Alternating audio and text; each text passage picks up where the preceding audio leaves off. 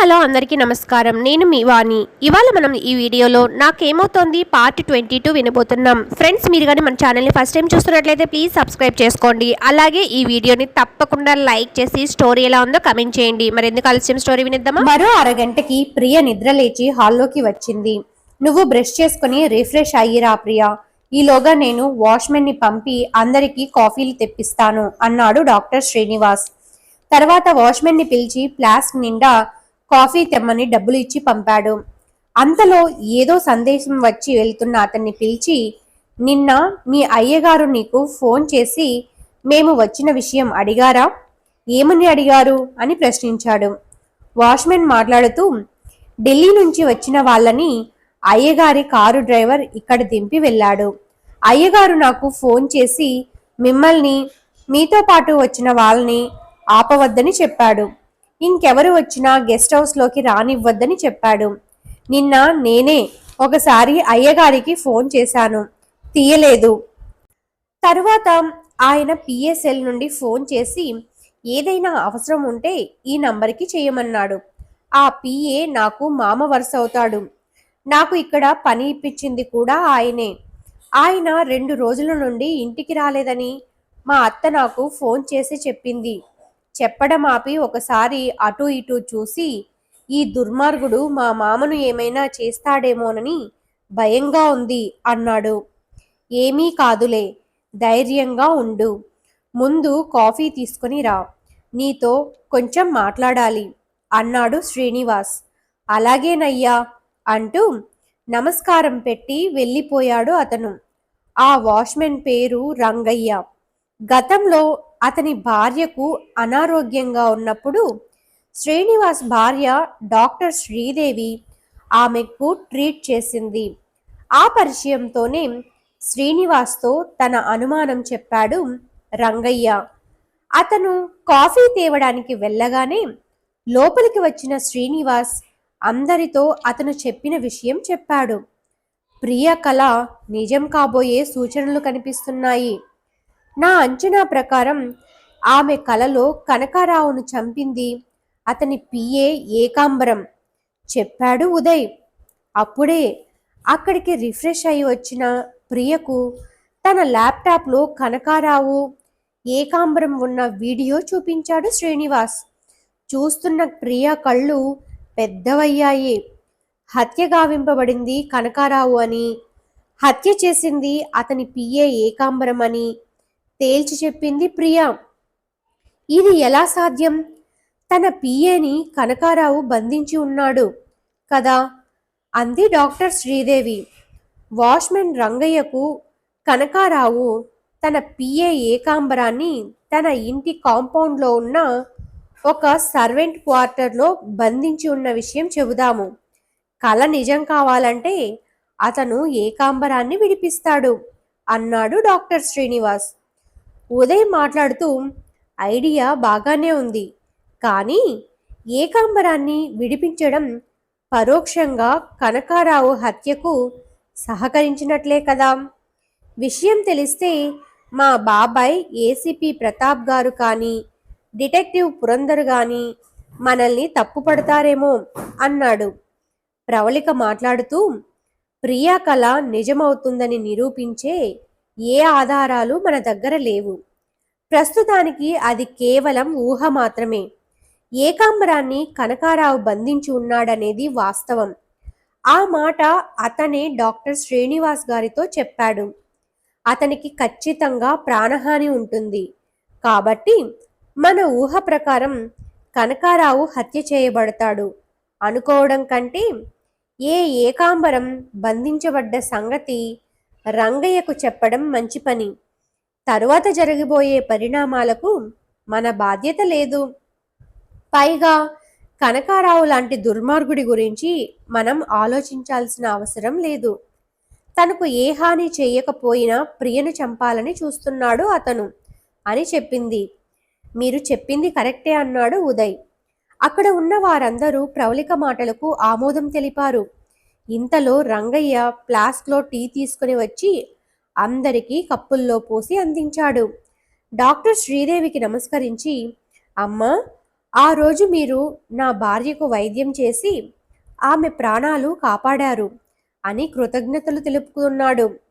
శ్రీనివాస్ అతనితో మాట్లాడుతూ, ఏకాంబరం, మీకు మామ వరుస అవుతాడని చెప్పావు కదా.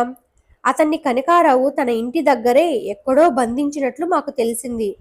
మరి ఈ విషయంలో పోలీసులకు రిపోర్ట్ చేస్తావా, మరేదైనా ఆలోచిస్తావా? నీ ఇష్టం అని చెప్పాడు. ఆ కనకారావు ఇంటి పని వాళ్ళలో నాకు కావలసిన వాళ్ళు ఉన్నారు. వాళ్ళ సహాయంతో ముందు మా మామను విడిపిస్తాను. తర్వాత ఏం చేయాలనేది ఆయనే నిర్ణయించుకుంటాడు. ఎందుకంటే కనకారావు గుట్టుమట్లన్నీ అతనికి బాగా తెలుసు అన్నాడు రంగయ్య. అతను బయటకు వెళ్ళిపోయాక అందరూ హాల్లో కూర్చొని ఏం చేయాలో మరోసారి చర్చించుకున్నారు. ఒకవేళ ఏకాంబరం ఇక్కడికి రాకపోతే ఏం చేయాలి అనే విషయంగా మాట్లాడుకున్నారు.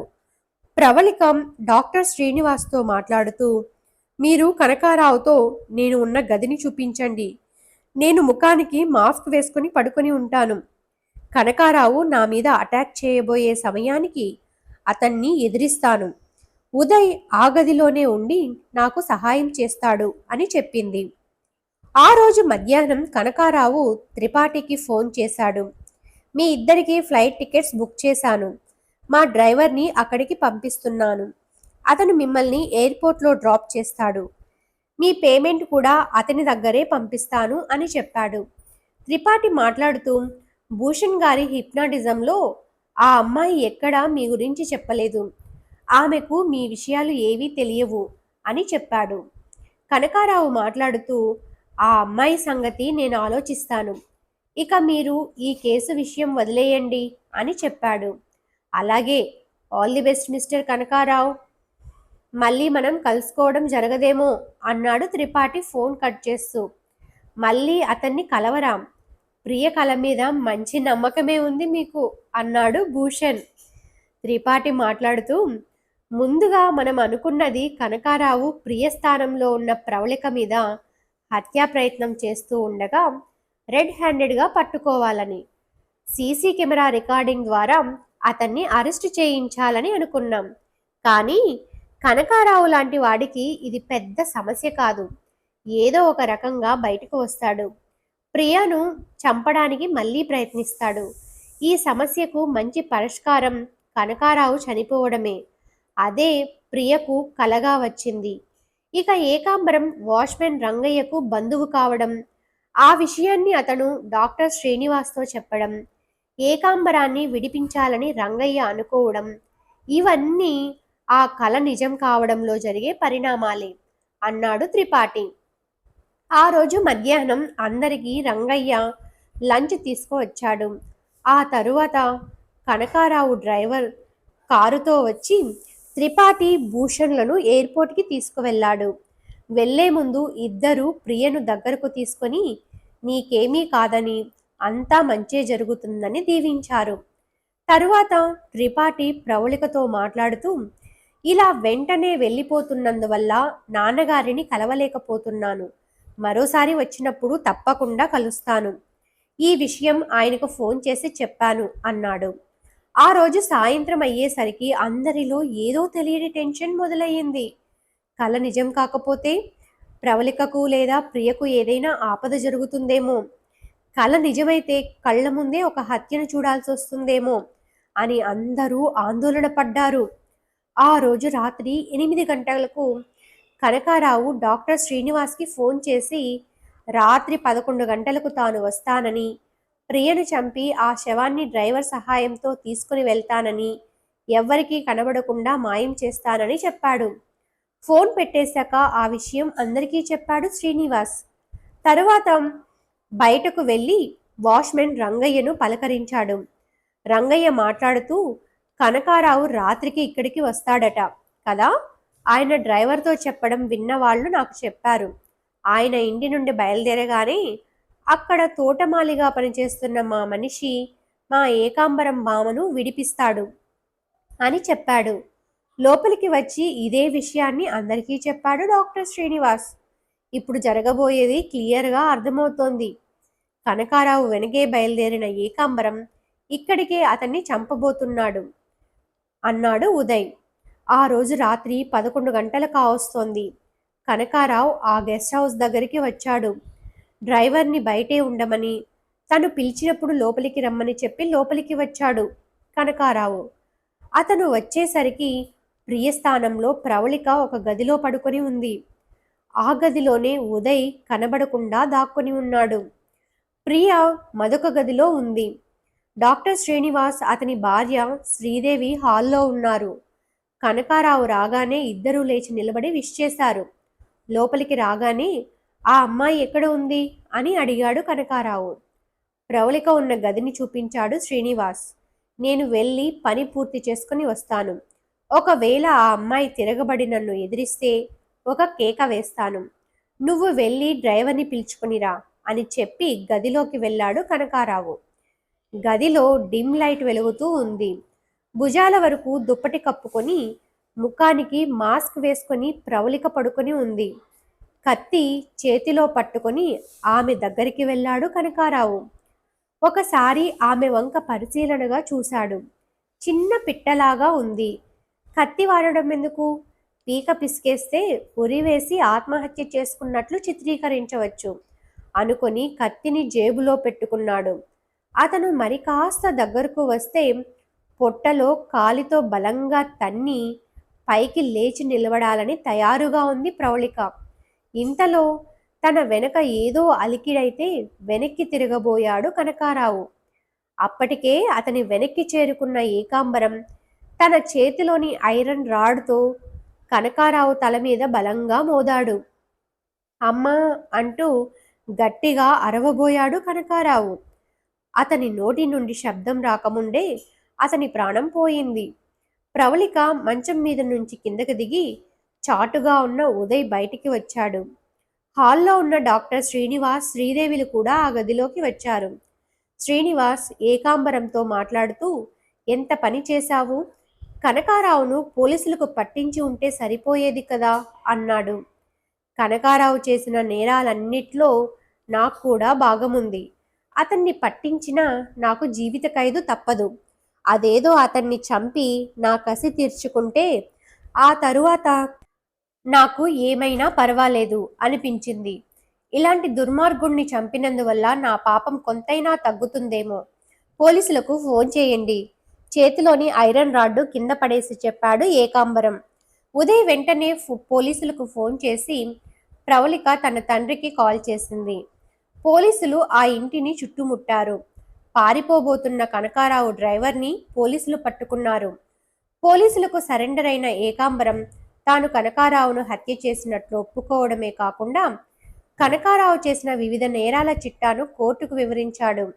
ఆవేశంలో కనకారావును చంపినట్లు కోర్టు నిర్ధారించి ఏకాంబరానికి 2 సంవత్సరాల జైలు శిక్ష విధించింది. తన నేరాన్ని స్వయంగా అంగీకరించడమే కాక అప్రూవర్గా మారి కనకారావు చేసిన నేరాలు తెలియజేసినందుకు ఆ శిక్షను 1 సంవత్సరానికి తగ్గించింది. ప్రియకు ఉన్న అతీంద్రియ శక్తి గురించి ఆమె అనుమతితో పరిశోధన చేయవచ్చని కోర్టు తెలిపింది. హిప్నాటిస్ట్ భూషణ్, డాక్టర్ త్రిపాఠీలు తిరిగి హైదరాబాదుకు వచ్చారు. ఈసారి ఇద్దరు నేరుగా డిటెక్టివ్ పురందర్ గారి ఇంటికి వచ్చారు. ఏసీపీ ప్రతాప్, ఉదయ్లు కూడా అక్కడికి వచ్చారు. ప్రియ, తరుణ్లను అక్కడికి పిలిపించారు. త్రిపాఠి మాట్లాడుతూ, ప్రియకు ఉన్న అతీంద్రియ శక్తి గురించి పరిశోధన చేయడానికి కేంద్ర ప్రభుత్వం నాకు, హిప్నాటిస్ట్ భూషణ్ గారికి అనుమతి ఇచ్చింది. అయితే అందుకు ప్రియ అనుమతి తప్పకుండా అవసరం. అందుకోసమే మిమ్మల్ని పిలిపించాము అని చెప్పాడు. ఈ విషయం గురించి నేను, తరుణ్ మాట్లాడుకున్నాం. ఒక మానవాతీత వ్యక్తిగా ఉండాలనే కోరిక నాకు ఎంతమాత్రం లేదు. నాకు సాధారణ జీవితం కావాలి. నేను, నా భర్త సరదాగా గడపాలి. ఇద్దరం కలిసి సినిమాలకు, షికార్లకు వెళ్ళాలి. వీటన్నిటినీ కోల్పోయే ఏ మానవాతీత శక్తి నాకు అవసరం లేదు. తరుణ్ కోసం బ్రతకడంలోనే నాకు ఆనందం ఉంది అని చెప్పింది ప్రియ. తరుణ్ మాట్లాడుతూ, నాకు కూడా నా ప్రియ కావాలి, నా భార్యగా కావాలి. మీ ప్రయోగాలకు ఒక స్పెసిమెన్గా ప్రియను వాడుకోవడం నాకు ఇష్టం లేదు అన్నాడు. భూషణ్ మాట్లాడుతూ, మీ ఇష్ట ప్రకారమే కానివ్వండి. మీ వ్యక్తిగత జీవితాన్ని హైజాక్ చేసే ఉద్దేశం మాకు ఎవ్వరికీ లేదు అన్నాడు. అందరి దగ్గర సెలవు తీసుకొని ప్రియా తరుణ్ బయటకు వెళ్లారు. వెళ్ళిన 2 నిమిషాలకి తిరిగి లోపలికి వచ్చారు. నాకు ఉందని చెబుతున్న ఈ అతీంద్రియ శక్తి వల్ల మన దేశానికి ఏదైనా మేలు జరుగుతుందని మీకు అనిపిస్తే తప్పకుండా నా మీద పరిశోధనలు జరుపుకోండి. దేశం తర్వాతే నేను, నా కుటుంబం, చెప్పింది ప్రియ. తప్పకుండా ప్రియ, మీ అవసరం వచ్చినప్పుడు మీ సహాయం అడుగుతాము. అంతవరకు మీరు సాధారణ జీవితం గడపండి అని చెప్పాడు detective Purandar. Thanks for watching friends. ఈ స్టోరీ ఇంతటితో కంప్లీట్ అయిపోయింది. ఫ్రెండ్స్, మీరు కానీ ఇంకా ఎలాంటి స్టోరీస్ కావాలనుకుంటున్నారో మాకు కమెంట్స్లో తెలియచేయండి. అలాగే ఈ స్టోరీ ఎలా ఉందో కూడా మాకు కమెంట్ రూపంలో తెలియచేయండి. అలాగే ఈ వీడియోని లైక్ చేయండి. Thank you once again. Thanks for your support.